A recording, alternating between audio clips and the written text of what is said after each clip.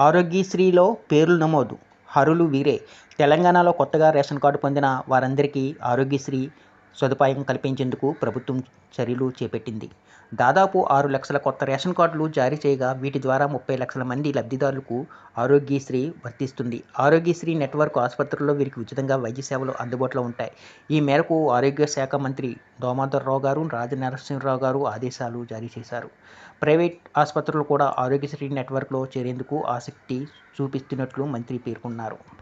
ఈ వీడియోని చివరిదాకా స్కిప్ చేయకుండా చూడండి. అలాగే వీడియో నచ్చితే మీ ఫ్రెండ్స్కి, ఫ్యామిలీ మెంబర్స్కి షేర్ చేయండి. వాళ్ళకి ఈ ఇన్ఫర్మేషన్ యూస్ అవ్వచ్చు. అలాగే ఒక చిన్న లైక్ చేసి మా ఛానల్ ఎంకరేజ్ చేయండి.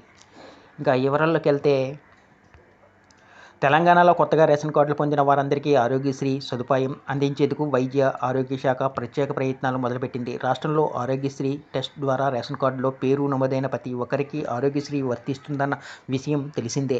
ఈ నిర్ణయం కొత్తగా అర్హత సాధించిన లక్షలాది మందికి ఆర్థికంగా ఎంతో అందుకుంటుంది.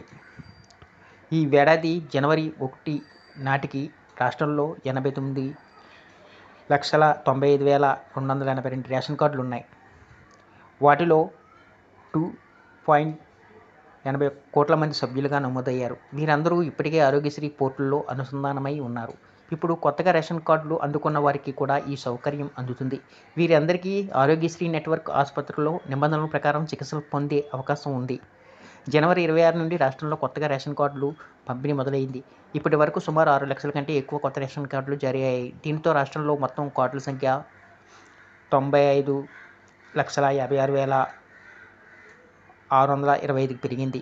ఈ కొత్త కార్డులో 3.10 కోట్ల మంది లబ్ధిదారులుగా నమోదయ్యారు. కొత్తగా చేరిన ఈ 30 లక్షల మంది అర్హుల వివరాలని ఆరోగ్యశ్రీ పోర్టల్లోకి నమోదు చేస్తున్నారు.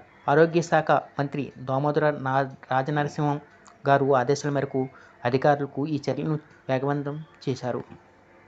తెలంగాణలో కాంగ్రెస్ పార్టీ అధికారంలోకి వచ్చిన 2023 డిసెంబర్ నుండి ఇప్పటి వరకు 10.72 లక్షల మందికి ఆరోగ్యశ్రీ సేవలు అందించినట్లు మంత్రి దామోదర రాజనరసింహరావు తెలిపారు.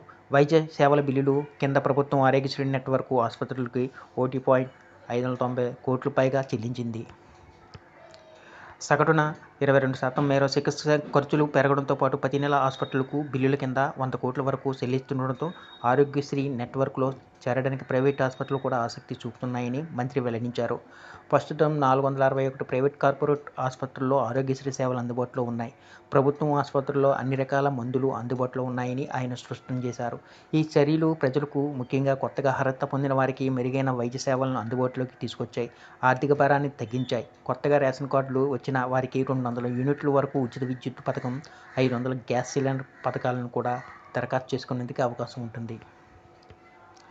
ఈ వీడియో కానీ మీకు నచ్చినట్లయితే ఒక లైక్, సబ్స్క్రైబ్ చేయడం మాత్రం మర్చిపోకండి.